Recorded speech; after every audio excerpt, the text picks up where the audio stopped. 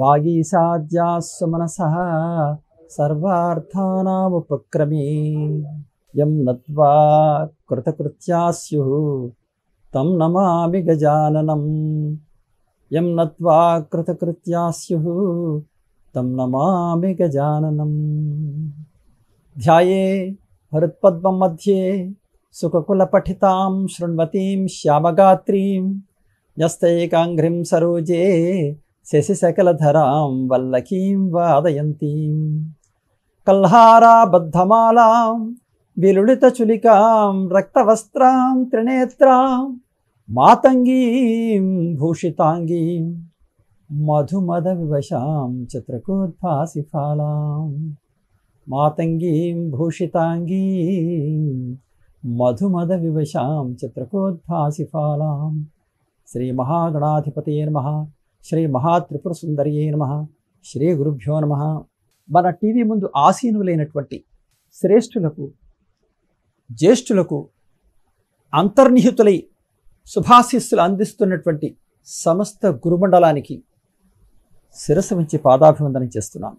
అలాగే టీవీ ముందు ఆసీనులైనటువంటి జ్ఞాన విజ్ఞాన సముపార్జన చేయాలనే సత్సంకల్పం కలిగినటువంటి పిల్లలందరికీ నా శుభాశీస్సులు.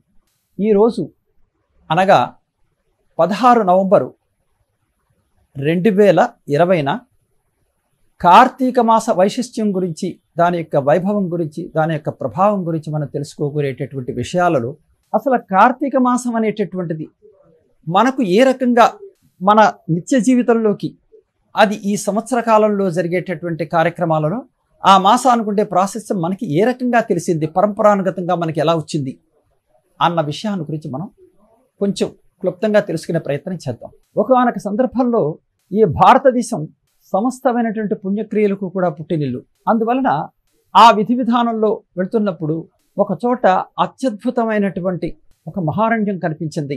ఆ మహారణ్యంలో ఎక్కడ చూసినా సరే పచ్చదనంతో నిండిపోయింది. చెట్లు, చామలు వగేరాలు అన్నీ కూడా పరిపూర్ణమైనటువంటి హరితభరితమైపోయి ఉన్నాయి. ఎక్కడ చూసినా సరే లేచి ఉళ్ళతోటి ఉన్నాయి. ఆ ఆకులు చక్కని ఆ అందమైనటువంటి స్థితిని కనుక చూసినట్లయితే సమస్త లోకంలో ఉండేటటువంటి అందరూ కూడా ముగ్ధులైపోయేటటువంటి అత్యద్భుతమైనటువంటి విధి విధానం అక్కడ కనబడుతోంది. అందులో దానికి సంబంధించినంత వరకు కూడా చిక్కని సలియేళ్లు గలగలా పారుతున్నాయి. ఆ పారుతున్నటువంటి వచ్చినటువంటి కొలనులోకి హంసకారండవాదులు, వెగ్గురు పక్షులు, అలాగే నీటి కోయిలలు, నీటి కాకులు వగేరాలు ఇటువంటివన్నీ కూడా చక్కగా ఆనందదాయకంగా ఓలలాడుతూ ఈతున్నాయి అక్కడ. ఈ నేపథ్యంలో ఇలా ఉంటూ ఉండగా ఒక పక్కన పచ్చిక బయళ్ళయందు చక్కని లేళ్ళు, జింకలు, తర్వాత తదితరమైనటువంటి గ్రాసాన్ని మేసి జీవించేటటువంటి అనేక జంతుజాలాలు సమిష్టిగా ఉండి ఆనందదాయకమైన స్థితిలో వాటిని ఆస్వాదిస్తున్నాయి. ఒక పక్కన వేదమంత్రాలతోటి యజ్ఞయాగాది క్రతువులు చేసేటటువంటి మహర్షులందరూ కూడా అత్యద్భుతమైనటువంటి స్థితిలో ఉన్నారు. ఇంకొక పక్కన అనేక రకాలైనటువంటి వ్యాసంగాలు, రామాయణంలో ఉండే ప్రాశస్త్యం ఏమిటి, మహాభారతం తాలూకా గొప్పతనం ఏమిటి, అలాగే భాగవతంలో ఉండేటువంటి బ్రహ్మ విద్య తాలూకా లక్షణం ఏమిటి, ఇలాంటి అనేక రకాలైనటువంటి విశిష్టమైనటువంటి అంశాలతోటి పెద్దలందరూ కూడా చక్కని ప్రసంగాలు చేస్తూ ఒకదానికొకటి అనుసృతంగా, అంటే ఒకదానొకటి విభేదించేలాగా కాకుండా ఒకరు చెప్పినటువంటి దాని సాధు అద్భుతంగా ఉంది, దీనికంటే ఈ రకమైనటువంటి విషయాన్ని కనుక దానికి జోడించినట్లయితే ఇంకా పరమాద్భుతంగా ఉంటుంది అని ఒకదానికొకటి ఆ భక్తిరస తత్వాన్ని, ఆ జ్ఞానతత్వాన్ని, వైరాగ్యతత్వాన్ని అలా కలబోసి దాన్ని ఆస్వాదిస్తున్నారు. ఇటువంటి సందర్భంలో ఆ పరిస్థితులన్నీ గమనించిన తర్వాత అక్కడ అదే వనంలో సూతమహాముని, అంటే అది నైమిషారణ్యం, అది అక్కడ సూతమహాముని తన ఆశ్రమంలో అత్యద్భుతంగా ఆ జ్ఞానం అనే సంపదతోటి, భక్తి అనే సంపదతోటి ఆయన వెలిగిపోతున్నట్ట. ఎలా అంటే మధ్యందిన మార్తాండుల్లాగా వెలిగిపోతున్నాడు. ఇలాంటి స్థితిని చూసిన తర్వాత వీళ్ళందరూ అనేక రకాలైనటువంటి చర్చలు చేసుకుంటూ మనకి సంవత్సర కాలంలో ఉండేటటువంటి 12 మాసాల్లో సర్వోత్కృష్టమైనటువంటి మాసం ఏది అనేటటువంటి భావన కలిగినప్పుడు అది అందరూ కూడా ఏమని చెప్పారంటే ముక్తకంఠతో కార్తీక మాసం అని చెప్పారు.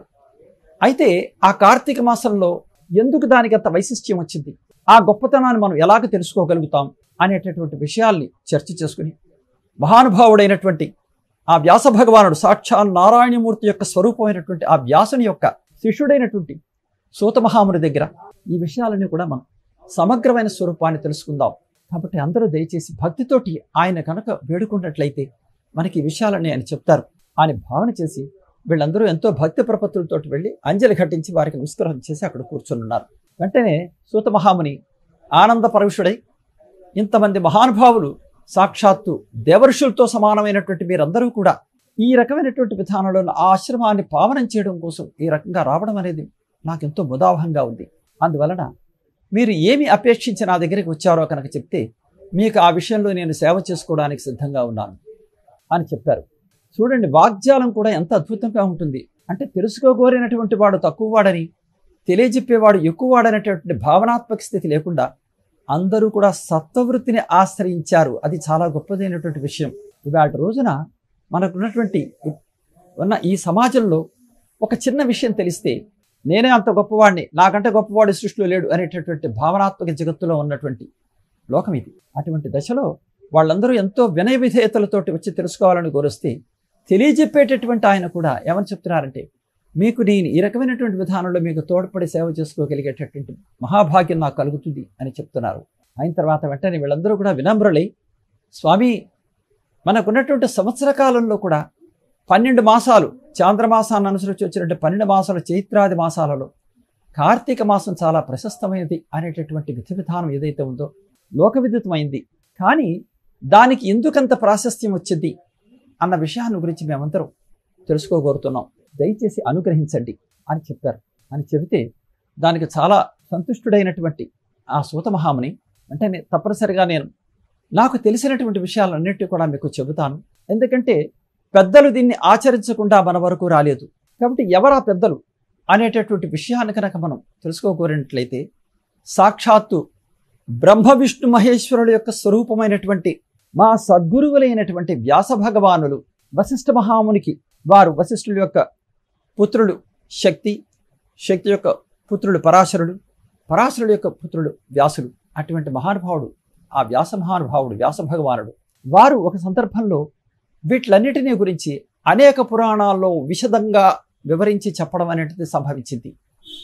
వాటన్నిటిలోనూ కూడా ప్రత్యేకంగా చెప్పాలి అంటే స్కాంద పురాణం ఒకటి, పద్మపురాణం ఒకటి, ఈ రెండు ప్రశస్తమైనటువంటి గ్రంథాలు.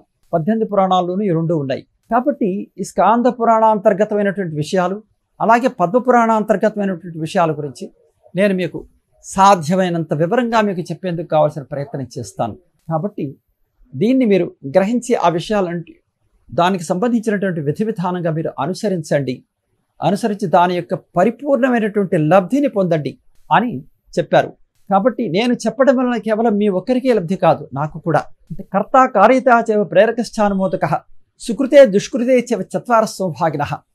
అంటే కర్త చేసేటటువంటి వాడు, కారయిత చేయించేటటువంటి వాడు, ప్రేరక అంటే దాన్ని ప్రేరణ చేసేటటువంటి వాడు. ఈ పని కనుక చేసినట్లయితే దీనిలో సత్ఫలితం వస్తుందని చెప్పేటటువంటి వాడు.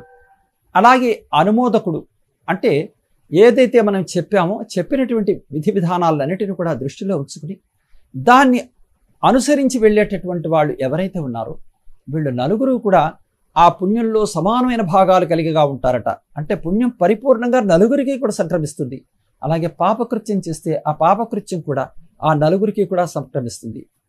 అందువలన దీనిని మనం దృష్టిలో ఉంచుకుని అనుసరించేటటువంటి మిగిలినటువంటి విషయాలన్నిటినీ కూడా వచ్చే ఎపిసోడ్లో అనగా రేపు 17న మనం ఆ విషయాలన్నింటినీ కూడా సమగ్రంగా చర్చించుకునే ప్రయత్నం చేద్దాం. అంతవరకు కూడా స్వస్తి. స్వస్తి ప్రజాభ్యః పరిపాలయంతాం న్యాయేన మార్గేణ మహీం మహిషాః గోబ్రాహ్మణేభ్యః శుభమస్తు నిత్యం లోకాః సమస్తాః సుఖినో భవంతు. ఈ సమస్తం ఇప్పుడు మీకు నివేదన చేసినటువంటి సమస్తంతో కూడా శ్రీమాతృ చరణారవింద దివ్య చరణారవిందార్పణమస్తు. స్వస్తి. శ్రీ మహాగణాధిపతయే నమః. శ్రీమాత్రే నమః. శ్రీపాదవల్లభ దత్తాత్రేయ సద్గురు పరబ్రహ్మణే నమః.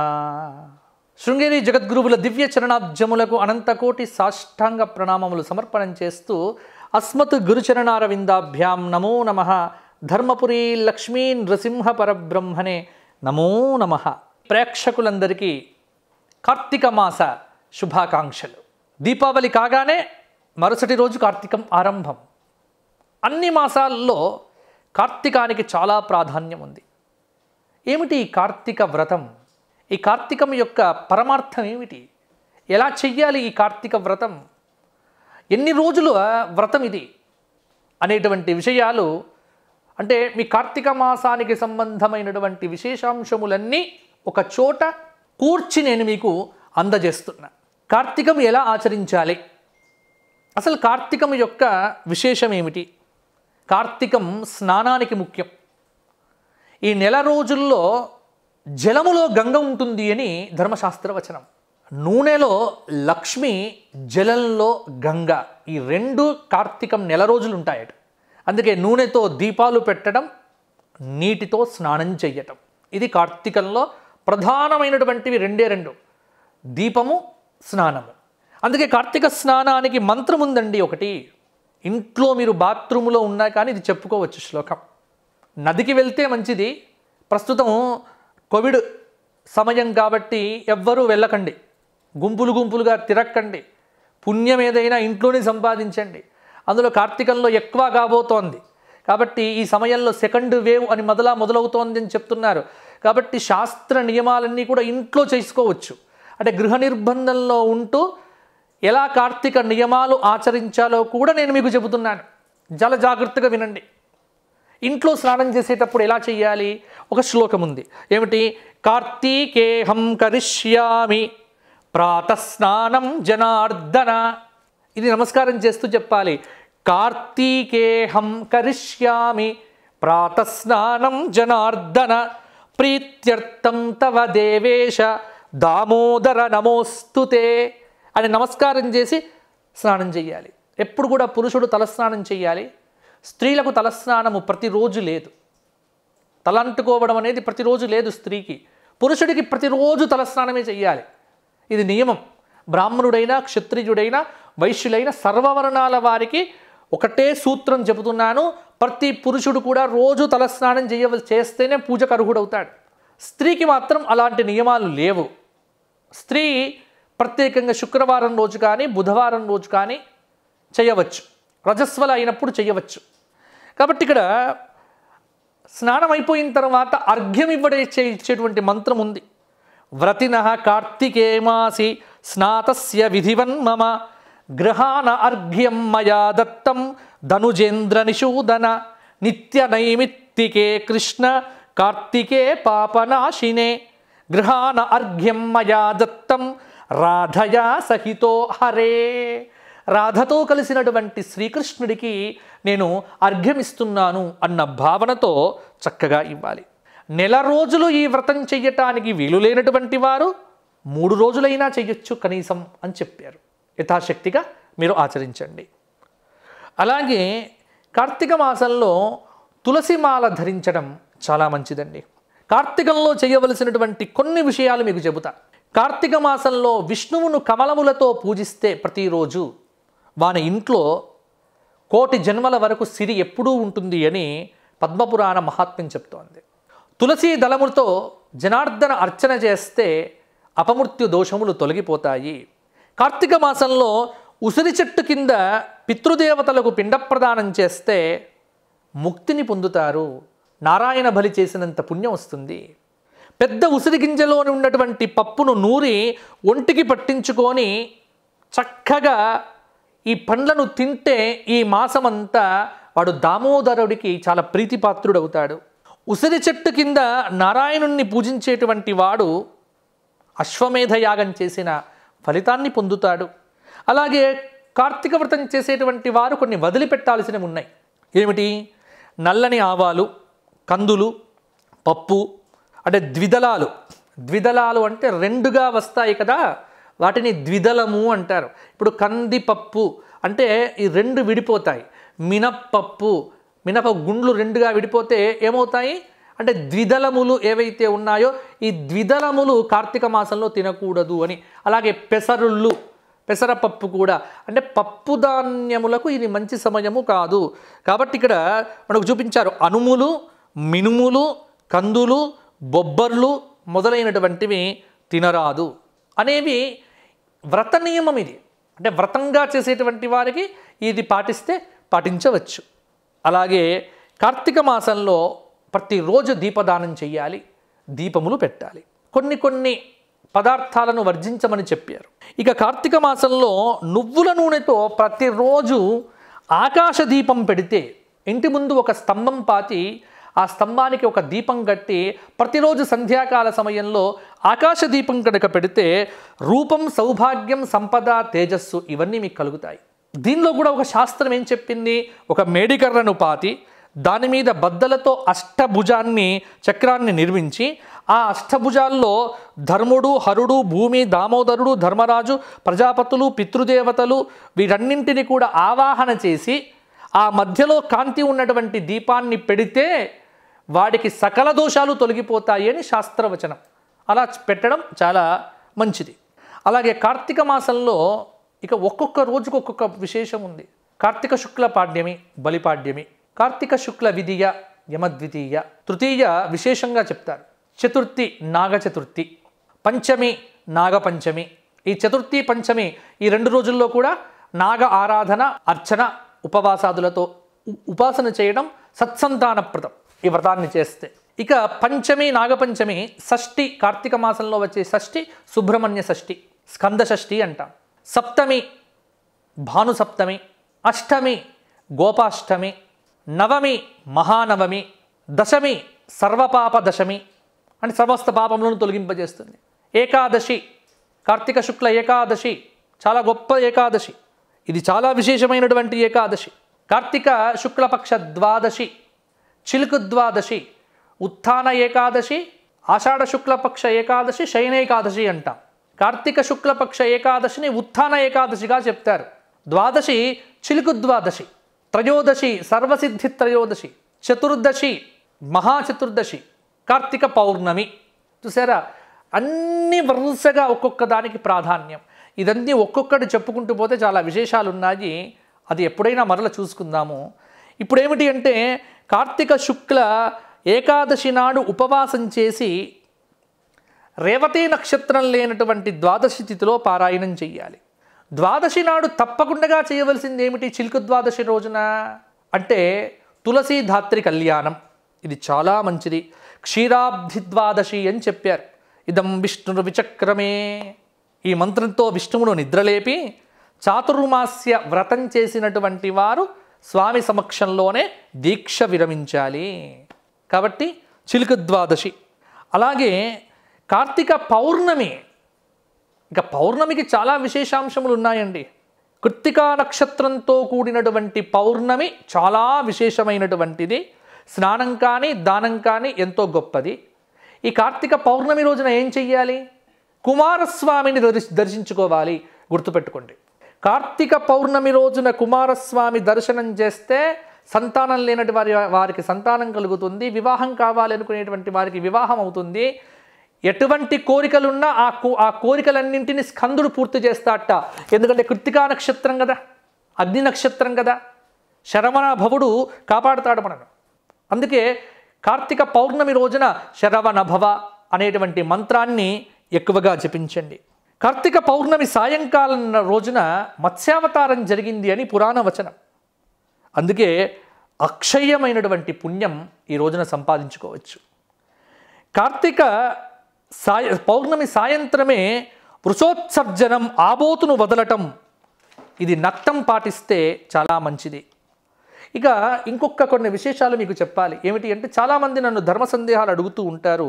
ఉపవాసం ఎలా చెయ్యాలి అంటే కార్తీక సోమవార వ్రతం అనేటువంటిది, సోమవార వ్రతం ఉంది ఒకటి. ఉపవాసం, ఏకభుక్తం, నక్తం, అయాచితం, స్నానం, తిలదానం, ఈ 6 చెయ్యాలి. అంటే శక్తి కలిగినటువంటి వారు కార్తీక సోమవారం నాడు పగలంతా ఉపవాసం ఉండి సాయంకాలం శివాభిషేకం చేసి నక్షత్ర దర్శనం చేసిన తర్వాత తులసి తీర్థం మాత్రం తీసుకోవచ్చు. ఇది ఉపవాసం కిందకి వస్తుంది. ఇక ఏకభుక్తం, ఇది సాధ్యం కానటువంటి వారు ఉదయం వేళ స్నానము, దానము, జపాదులు చేసుకొని మధ్యాహ్నం భోజనం చేసి రాత్రి భోజనానికి బదులు తులసి తీర్థం తీసుకొని ఉండటం ఏకభుక్తం.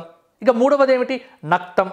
అంటే పగలంతా ఉపవాసం చేసి నక్షత్ర దర్శనం కాగానే విష్ణు పూజ చేసి శివారాధన చేసి భగవంతుడికి పెట్టినటువంటి అన్నమును నివేదనగా పెట్టి అది ప్రసాదంగా స్వీకరించడం, ఇది నక్తవ్రతము అన్నారు.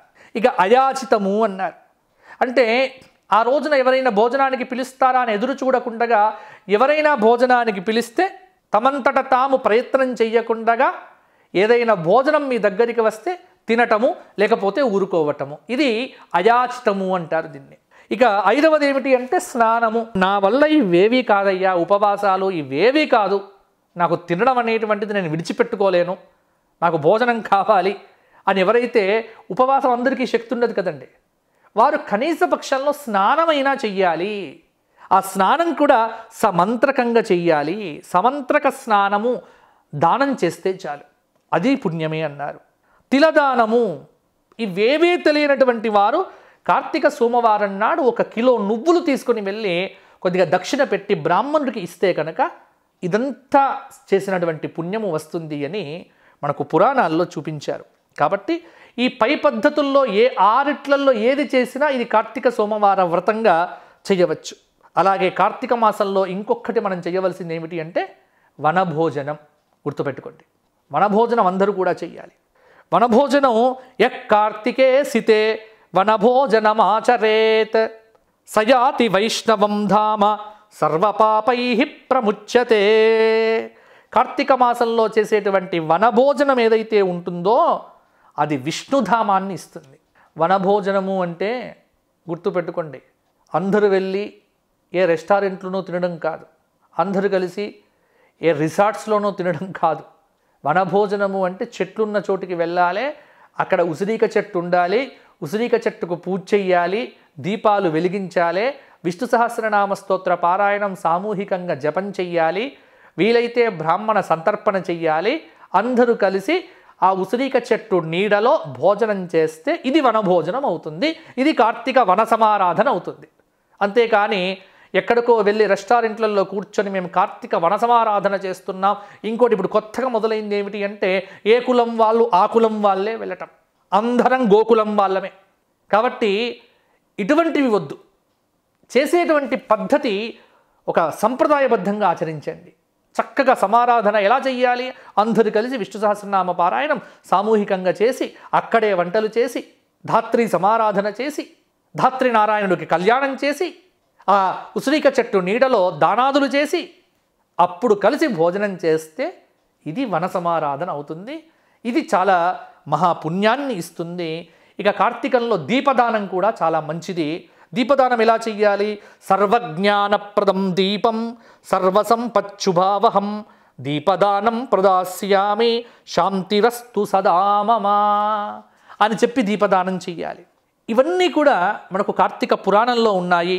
కాబట్టి ప్రతిరోజు కార్తీక పురాణాన్ని చదవండి, వీలైనంతగా దానాదులు చెయ్యండి, ప్రతిరోజు విష్ణు సహస్రనామాలు చెయ్యండి, కార్తీక మాసంలో ప్రతి సోమవారం నాడు శివవ్రతాలు చెయ్యండి, శనివారం నాడు వెంకటేశ్వర స్వామి దీపారాధన చెయ్యండి, శుక్రవారం నాడు కనకధార స్తోత్ర పారాయణాలు చేయండి, ఆదివారం నాడు చక్కగా 3 సార్లకు తక్కువ కాకుండా ఆదిత్య హృదయ స్తోత్ర పారాయణం చెయ్యండి, బుధవారం నాడు తప్పకుండా విష్ణు సహస్రనామ పారాయణం చెయ్యండి, మంగళవారం నాడు గణపతి సహస్రనామ స్తోత్ర పారాయణం చెయ్యండి. ఇటువంటి ఒక సాధన కార్తీక మాసంలో పెట్టుకుంటే కార్తీకం మనకు మోక్షమును ప్రసాదిస్తుంది. మోక్షధామానికి మనను చేర్చేటువంటి మహిమాన్విత మాసం కార్తీక మాసం. మరి ఈ కార్తీకం మీ అందరికీ సాధనా మాసం కావాలి అని, ధనం వచ్చే మాసం కావాలి అని, అన్ని అభీష్టములు తీర్చే మాసం కావాలి అని ఆ కార్తీక దామోదరుడిని, కార్తీక శివుణ్ణి, చంద్రమౌళీశ్వరుణ్ణి, ఆ కార్తీక లక్ష్మిని, ధాత్రి నారాయణుణ్ణి, మల్లికార్జున స్వామి వారిని నేను ప్రార్థన చేస్తూ మీ అందరికీ కార్తీక శుభాకాంక్షలు, కార్తీక పౌర్ణమి శుభాకాంక్షలు. కార్తీక మాసమంతా చక్కగా జపతప అనుష్ఠానాదులతో జన్మ సార్థకం చేసుకోవాలి అని కోరుకుంటూ లోకాః సమస్తాః సుఖినో భవంతు.